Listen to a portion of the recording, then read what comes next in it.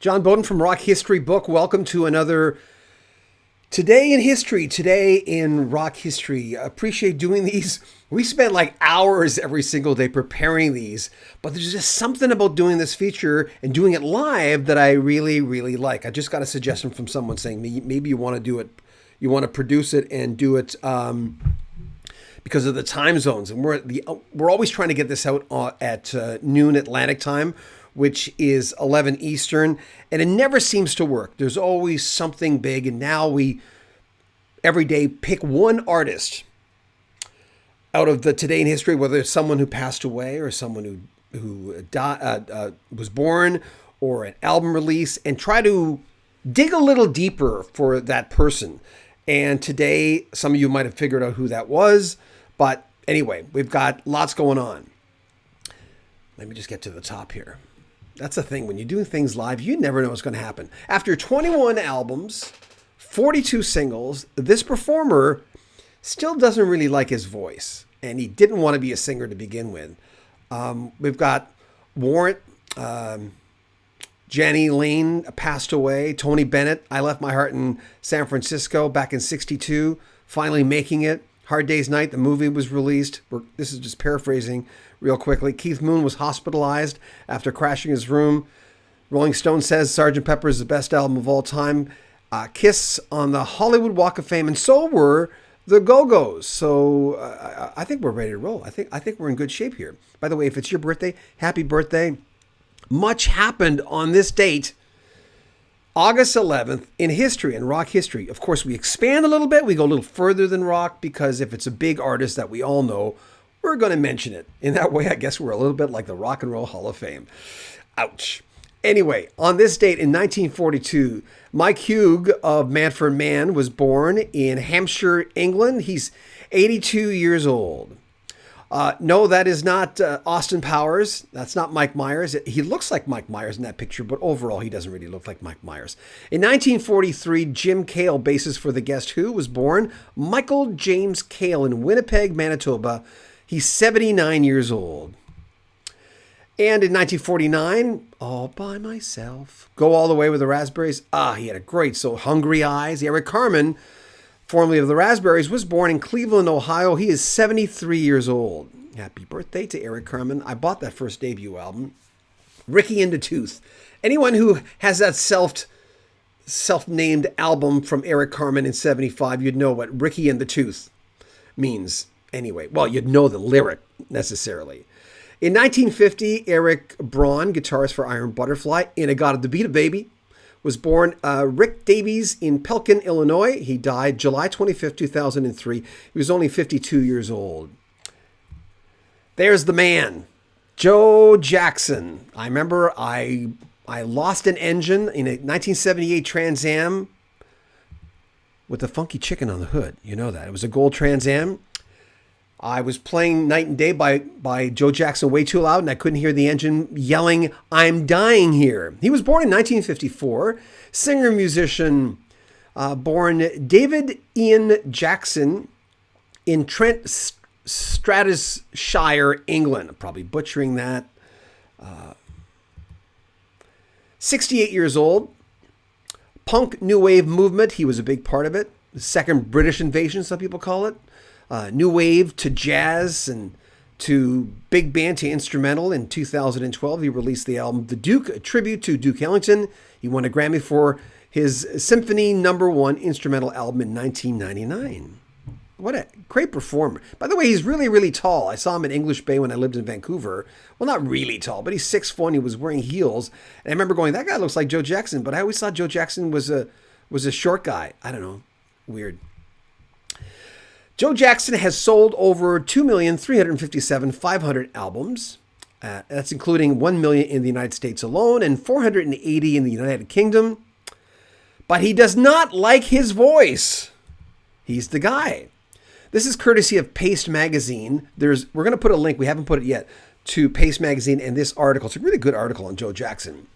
Joe Jackson told them, "It is a weird voice, and I don't make any claims for myself as a singer. I never really wanted to sing. I got interested in writing songs when I first started. It was always someone else singing the songs trying to put them together. I'm paraphrasing here. He basically said the phrasing was always wrong, so he basically put himself in the situation of singing. He claims he struggled through his first 3 albums, that it was hard. And then he studied the craft and became acquainted with his voice via vocal coaches. Interesting, huh? His first hit is She Really Going Out With Him? Originally released in 78. It wasn't a hit in 78. They re-released it in 79, and then it became a hit, a top 40 hit in many countries all over the world. I've always liked Joe Jackson. I don't know. There's just something about him. He followed that up with I'm a Man from the album of the same name. And, It's Different for Girls. Remember that? Yeah. And then, of course, his big hit, Night and Day. He said, I thought no one's really going to like this.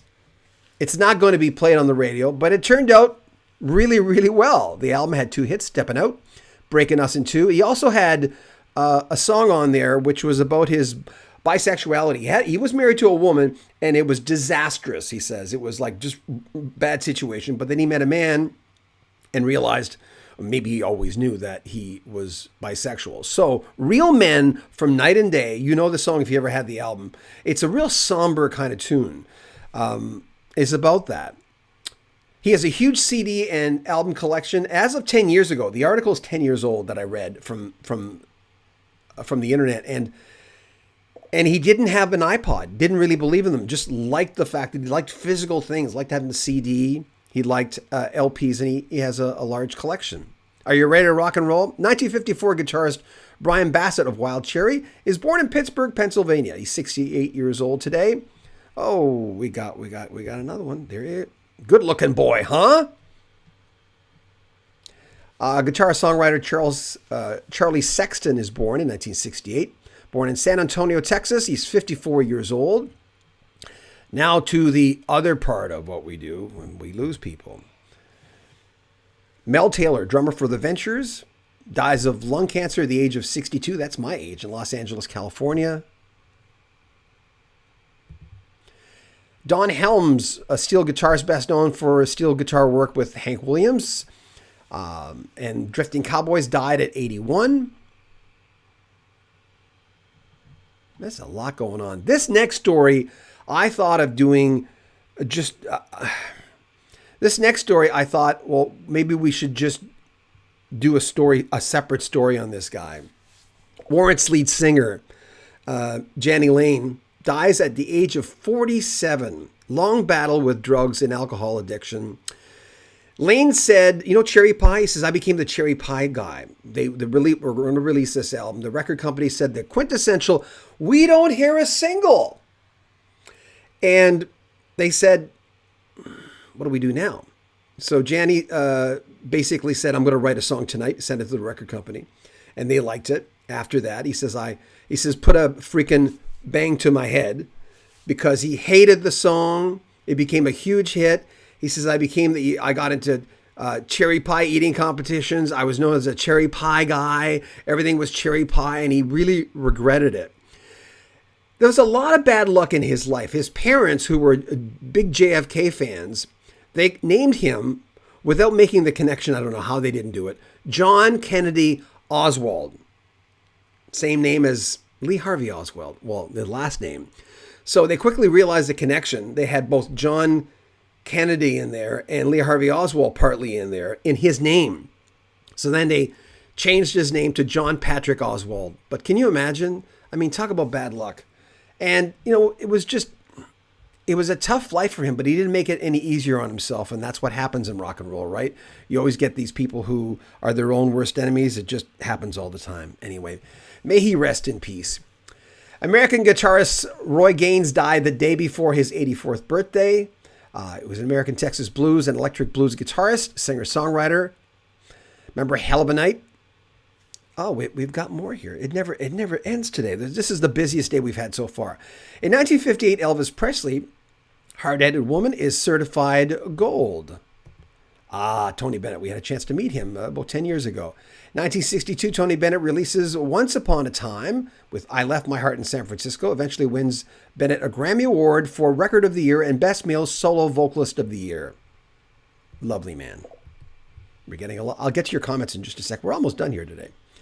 In 1962, Neil Sedaka releases Breaking Up Is Hard to Do. I can't concentrate anymore. I've just got too much going on. It was a number one hit, and of course in the 70s he re-released it as a very slow song, and it was kind of cool too. 1997, Backstreet Boys released their second album, Backstreet's Back. It's to the international market, a huge hit. 2009, Train Get Back on Track, releasing Hey Soul Sister, their first hit since Calling All Stations in 2003. There it is. 1964 with Beatlemania Going Crazy, the group's first movie, A Hard Day's Night, debuts in North America. I've seen that movie. Well, not for a long time, but everyone's seen it a million times, of course. In 1973, rather than joining Paul McCartney to record the album Band on the Run, Henry McCullough and Denny Sewell both quit Wings, forcing Paul, Linda, and Denny Laine to record the album as a trio. Man, I mean, arguably McCartney's best album. A lot of people consider it his best album. 1976, The Who drummer Keith Moon is hospitalized after beating up his room in Miami. He is, speaking of your own worst enemy. In 1986, the Monkees go on a reunion tour. All of their albums go back on the top 200. There's only one left in that band. In 1987, Rolling Stone magazine declares Sgt. Pepper's Lonely Hearts Club Band the best album in the last 20 years.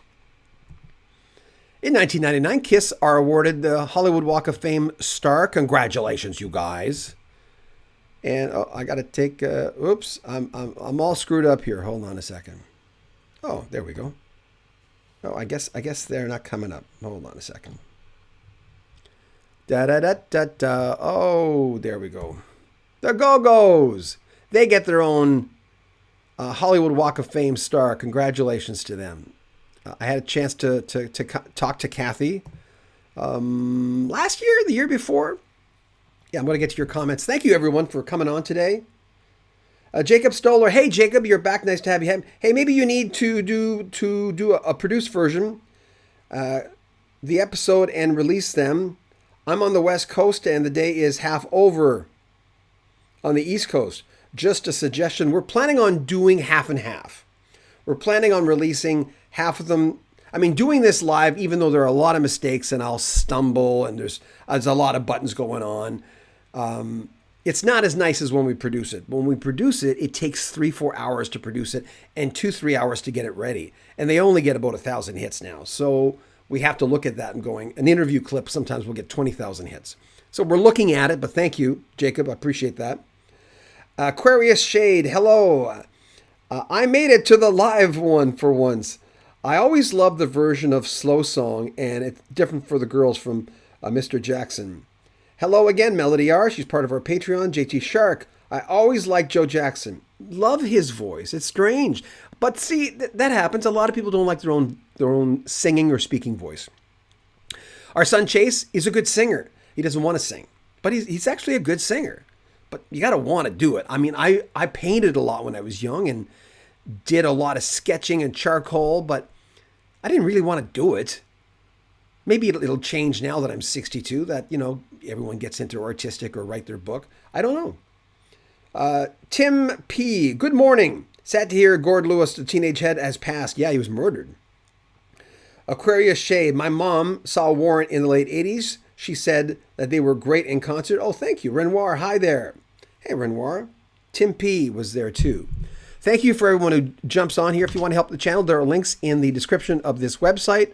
We always appreciate some help as far as us growing and getting new writers and advertising, which we have not done on their sister station, which just reached 100,000.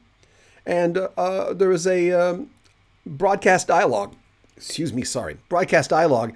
A Canadian magazine just wrote a nice piece on me reaching 100,000, which is I was very touched by that. Anyway, thanks for hanging out, everybody. Have a great day. If it's your birthday, happy birthday. Lots happened. If you know someone whose birthday is August 11th, I always have to check to make sure I'm saying the right date. Please share this on their timeline. Take good care of yourself. John Beaudin, Rock History Music.